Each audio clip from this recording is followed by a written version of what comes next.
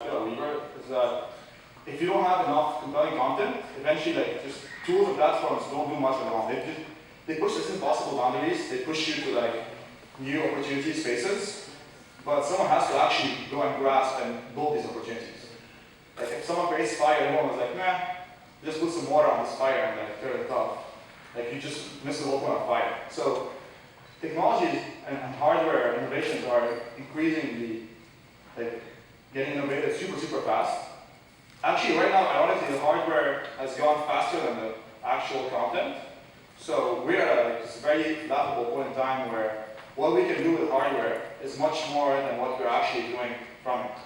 And it's like a software person dream. You're there's all this stuff we can do, but we don't have enough time to do all of them. Let's just do stuff and just experiment. So it's amazing. So if you don't have enough content, if you don't have enough people just actually consuming it and having ease of use, accessibility, all these tools are just useless. So this is what we focus on in Weaver at least, and any other company that does content stuff and creation, giving people the powers to do stuff, as creators, artists, and designers, and making this content coming to life, and distributing it, getting as much people as possible, people who have no access to vibes and so on, and which is why we think it's pretty amazing.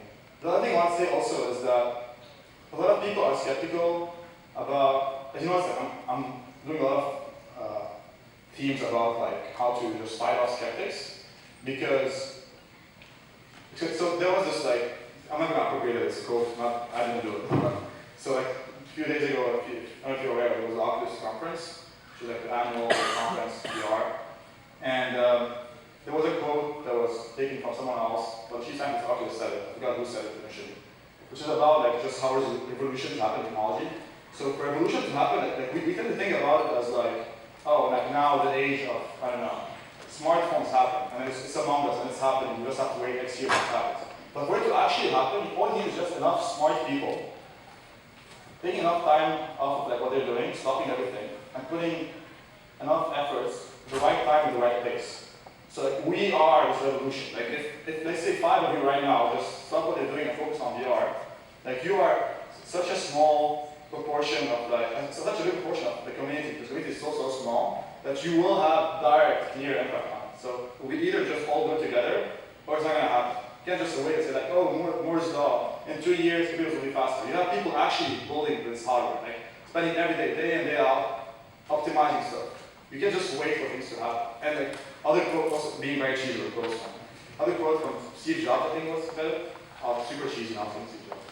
Anyway, it was something about I'm probably not misquoting, but okay, it's something we tend to think about, and this is one of the best quotes ever of technology.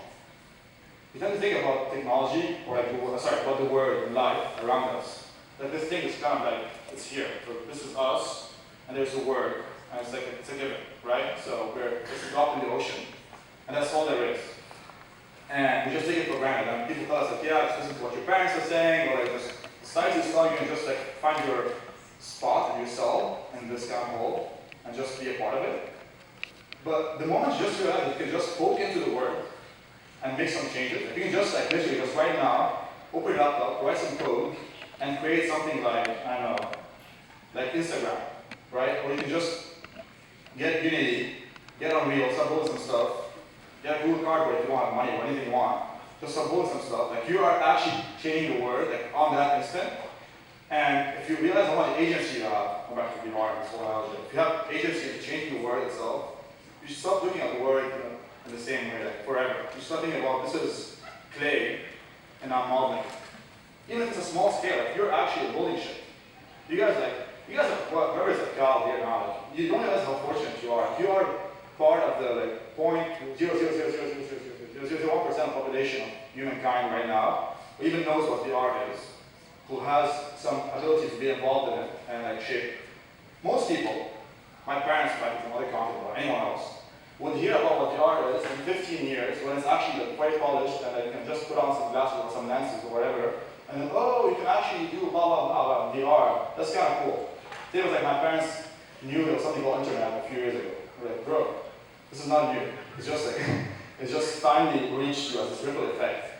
So just go out and just make shit. That's all I have to say. Yeah, I guess that's mainly it from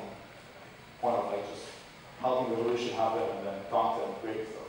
But yeah, so I don't want to bore you with just like one-way things. Just if you have any questions, just shoot them. Anything. Doesn't have to be anything related to what I'm saying. If you like, I'm not just talking about bro, but just I want to know about burritos or whatever. Just go ahead. And obviously, shoot me anywhere for anything or whatever. So, cool. Yeah, so go ahead. What's your name?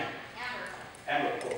What problem do you think VR is solving, or is it just like advancement for technology's sake? Yeah, totally. Okay. Just preface without avoiding the question. As I was mentioning before, even if I had a perfect answer for this, it will be totally wrong because who knows what's going to happen. You can't predict what's happened in 20 years. Also, like humans are always they always like mess up predictions when it comes to like short-term and long-term. They'll think, oh, in 2 years it's going to happen, never happened. In 10 years it's never going to happen, actually happens. So depending on what time scale you're talking about.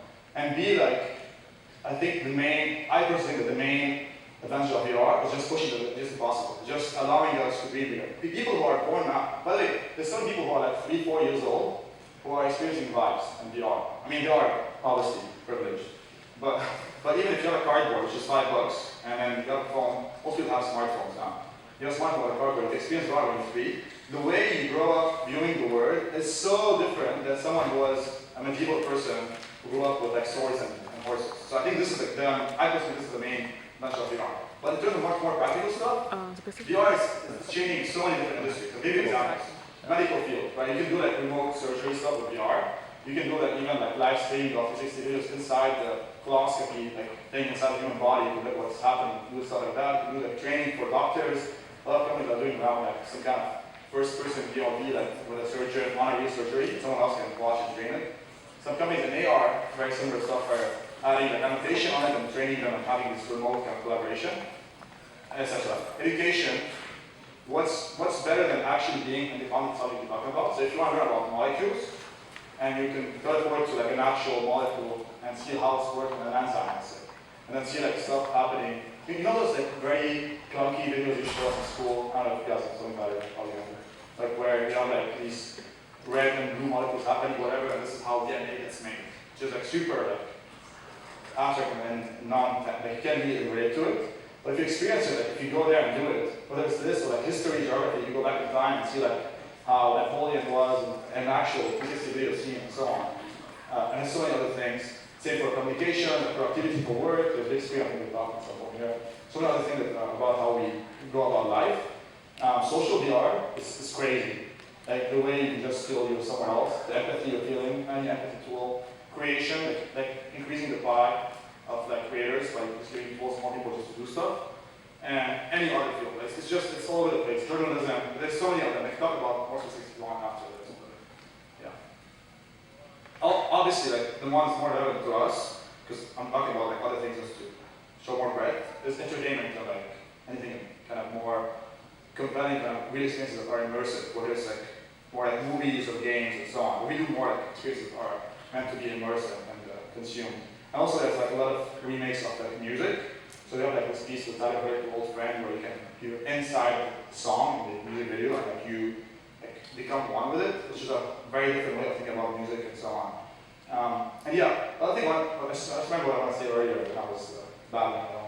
So the other thing I want to say is that people tend to think about gaming as like the only or like the most obvious thing for VR.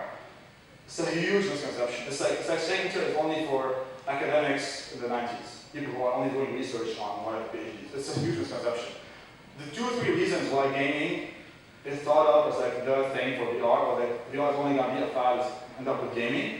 A is because today, people who have PCs that are powerful enough to run the 2016 technology of VR are gamers, because gamers usually update their computers and have graphics cards and so on for their 3D games usually.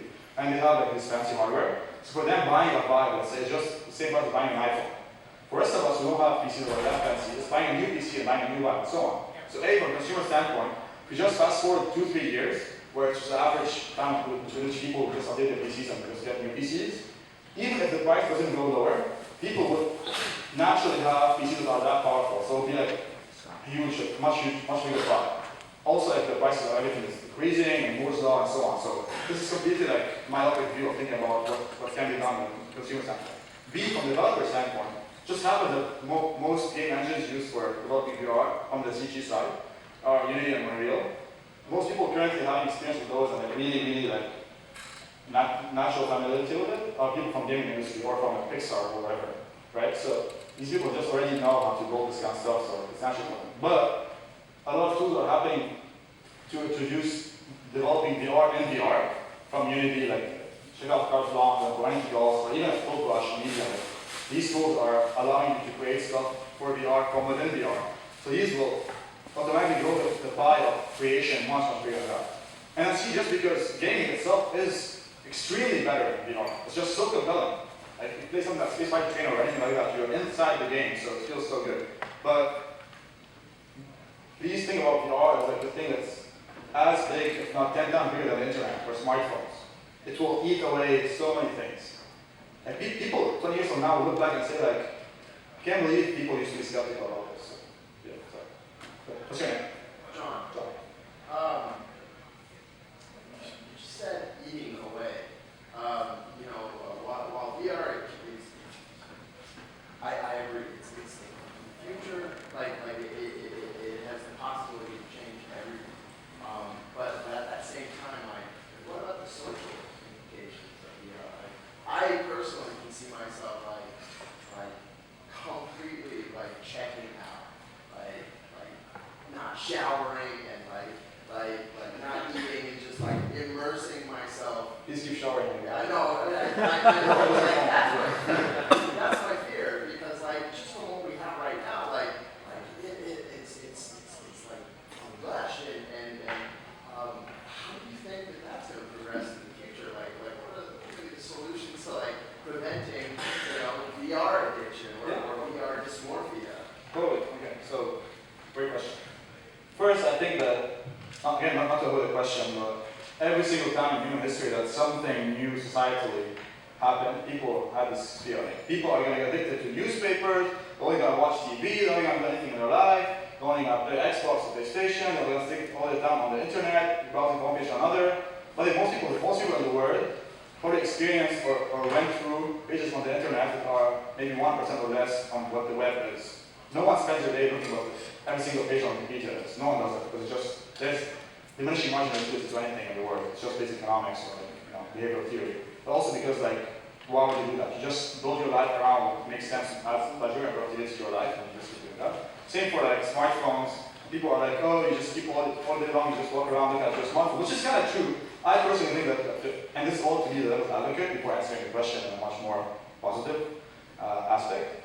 To be the devil's advocate, I personally think it's actually connecting us much more the way that people are to smartphones most of the time. Let's say I'm sitting having lunch with someone, but at the same time I want to be connected to my other friend who's halfway across the globe. I can feel I'm with them, I'm texting them or whatever. So yes, it's true if I'm sitting in a bus with strangers and I'm interacting with strangers, I'm actually connecting 10 times more with people that actually care about. So there's always this trade-off. But that being said, it's also the whole it's a cutting it. It's like a two-sided coin. You have to think about it always like that. From VR's perspective, the social aspect of VR is the most compliant social thing that I have. I don't think I've ever tried social VR, like Facebook's Toybox or High Fidelity, Project Sandstar, literally anything that has social VR in it.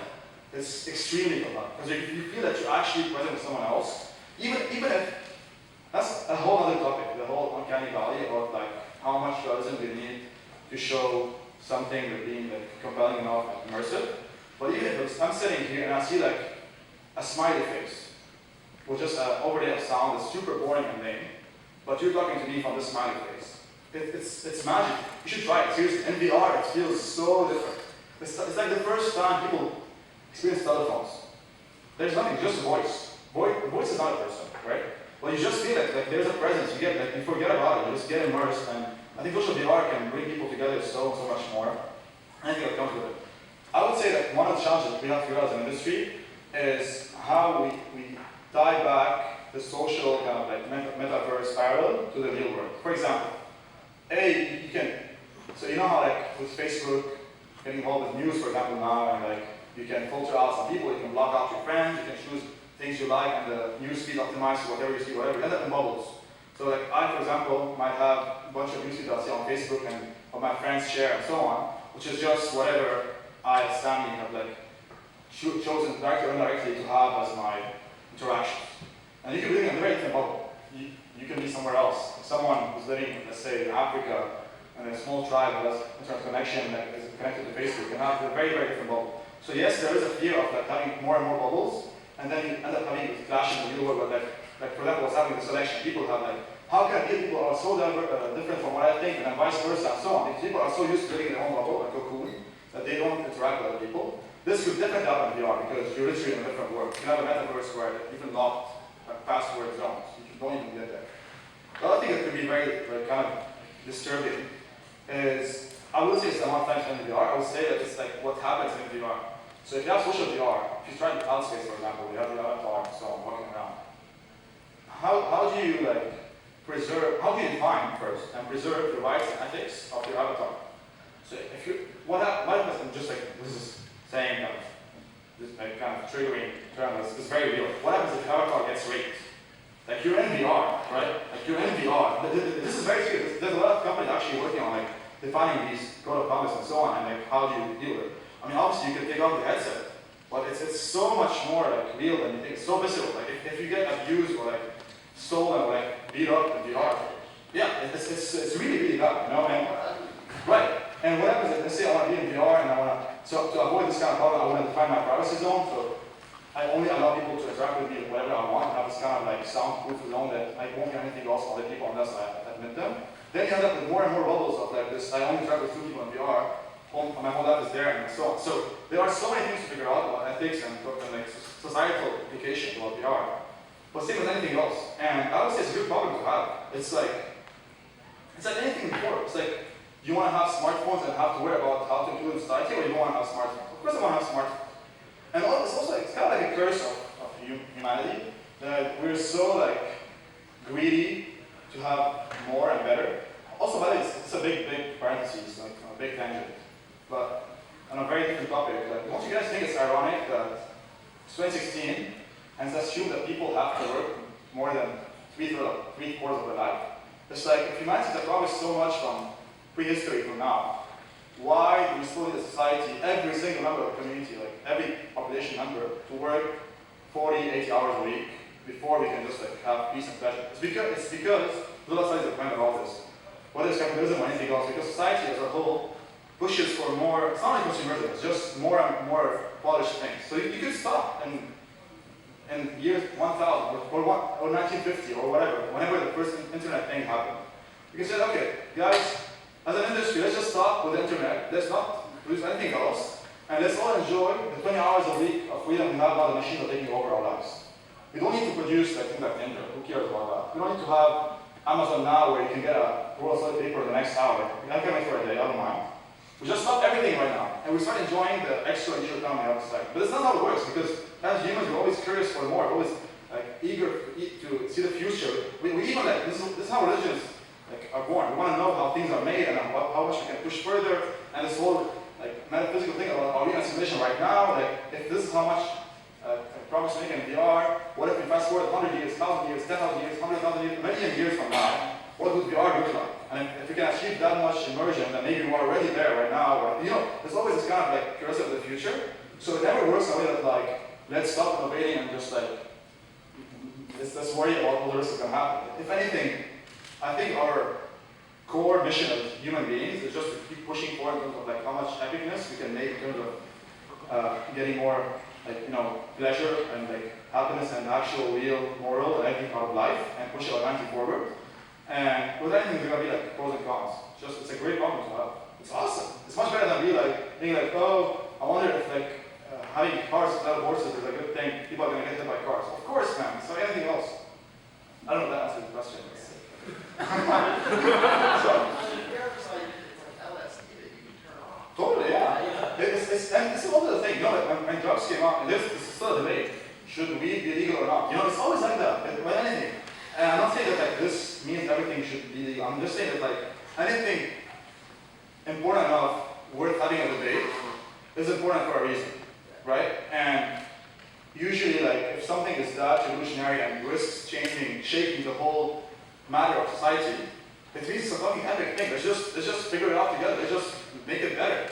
And same thing for artificial intelligence. Like, what if robots take over the world and kill us? And there are non-profits that are working specifically on making AI ethical, and it's such a hard problem to solve, by the way. There's so